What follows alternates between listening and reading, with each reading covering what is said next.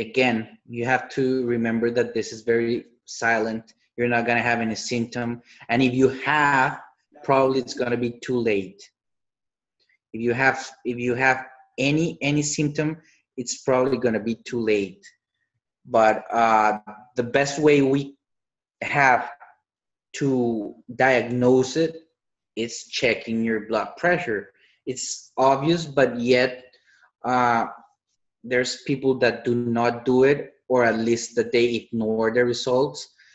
Now blood pressure can be taken in many different places: pharmacies, malls, shopping centers, drugstores. Well, in different places, not only on your doctor's office, in your doctor's office, which is a great place to do it, but you can even do it at your own house. So this is my recommendation. I think everyone should have a blood pressure monitor in their house, especially if you are diagnosed with high blood pressure, or at least if you had a reading that might suggest you have it. And this is what we want you to do. First, how to take your blood pressure. First, be still. Like when you're gonna do it, sit down, calm down, do not smoke, do not drink caffeine, do not do exercise or stressful situations for at least 30 minutes prior to the moment you're gonna take your blood pressure. Sit correctly. And how is correctly? That means you're gonna have a chair that's gonna have something for so you can put your lean your back against. You're gonna put your feet, and they have to be touching the ground. You cannot be in a chair that you're elevated. Your arms have to be placed on a surface also, and the arm that you're gonna measure your blood pressure has to be leveled at the level of your heart, just like the picture I have there. Try not to have your legs crossed. So they're supposed to be uncrossed, and that's the way you should do it. Measure your blood pressure the same time every day. What we recommend to do it is early in the morning and in the afternoon. So somewhere between 8 to 9 a.m. would be okay. Even 10 a.m. would be okay. And somewhere between 5 to 6 p.m. you could do it.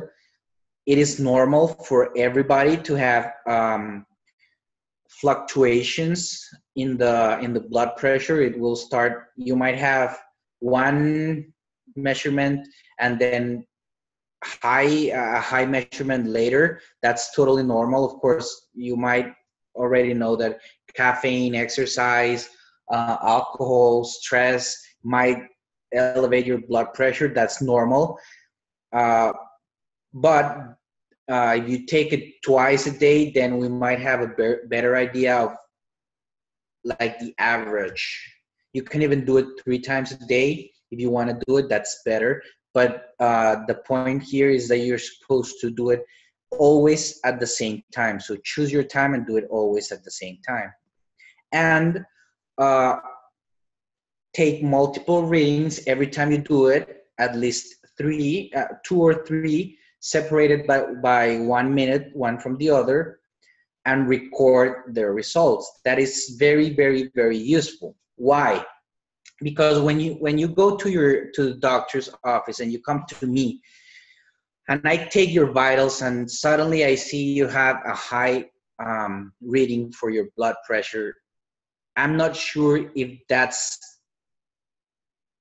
that means you are hypertensive, or that simply you are afraid of being there, or you are reacting to the situation, or maybe you just rushed from your car because you were going late or something like that. So we do not diagnose hypertension by one reading in your doctor, unless of course it's a very, very high reading confirmed in different measurements, but with one, it's impossible. So what we do is that we ask our patients to bring us the diary, the log of their readings at their house. And that's the way everybody's supposed to do it. Now there is something that is called ambulatory reading measurement, of blood pressure, which is basically what I'm explaining, but trying to standardize certain devices. So that is something I would like to suggest, that always you check that the device you're using, it's approved by American Heart Association or similar to that has certain standards, because not all of them have it. For example, wrist blood pressure monitors are not the best devices to use to diagnose it. Maybe to monitor your blood pressure once you are diagnosed, you could use it, but not to diagnose it. So what we recommend, it's a device that's fitted to your arm, to this part, not to your wrist or to your feet or not to your finger, because there's even some that can do that. These are the readings that we are looking. Of course, what I want you to learn right now is that normal, it's 120 over 80. And I'm going to explain a little bit more about those numbers and what they mean. Excuse me. Well, of course, if we're talking about pressure, those names have something to do with pressure. If you see there, you will see that there's an MM, an H, and a G, which means millimeter. And Hg, it's the elemental name for mercury. So it's millimeters of mercury, because there are many different ways to measure pressure. You can do it PSIs, you can do it at Pascals, you can do it at centimeters of water, but in this case we use millimeter of mercury. Back in the days, like probably 30 or more years ago, the blood pressure monitors used to have a little column similar to the thermometers that had mercury inside. So nowadays we don't use the mercury devices, but we still use the unit, which is millimeters of mercury. So the normal blood pressure is 120 over 80. Why are they two numbers? A lot of people might ask, what does it mean 120 over 80? Well, we call the highest measurement, we call the systolic. That means what pressure is in the artery when the heart has contracted and pumped all the blood away. And then the diastolic pressure, which is the lower one, will reflect the blood pressure once the heart is relaxed. So we use both measurements, and that's why we have two numbers. We have, back probably 10 years ago, we didn't have that yellow spot there that's called pre-hypertension.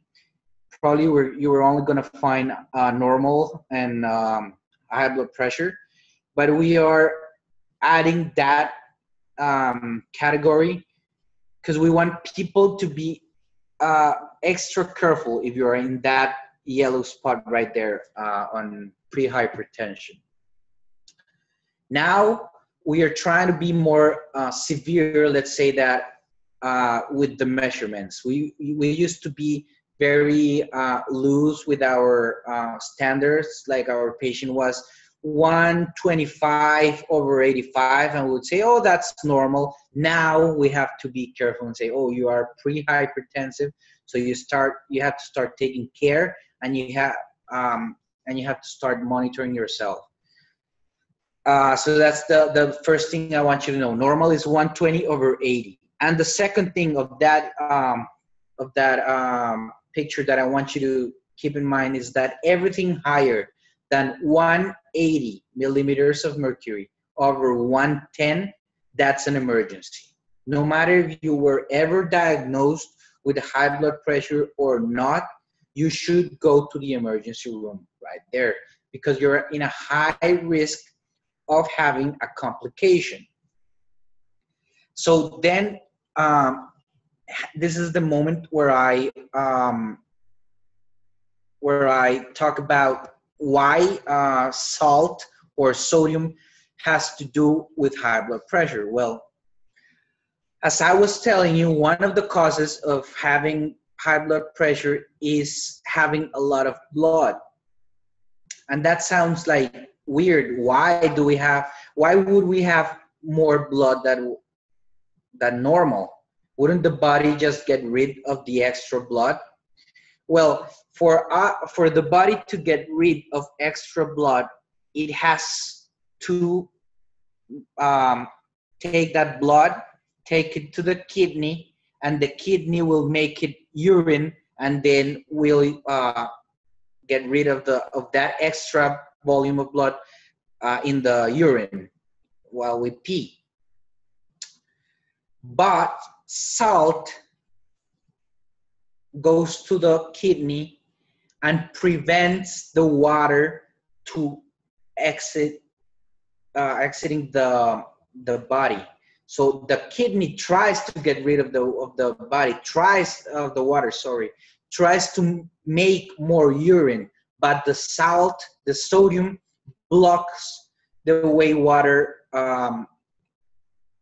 it's secreted from the kidney, and also helps actually reabsorb extra water.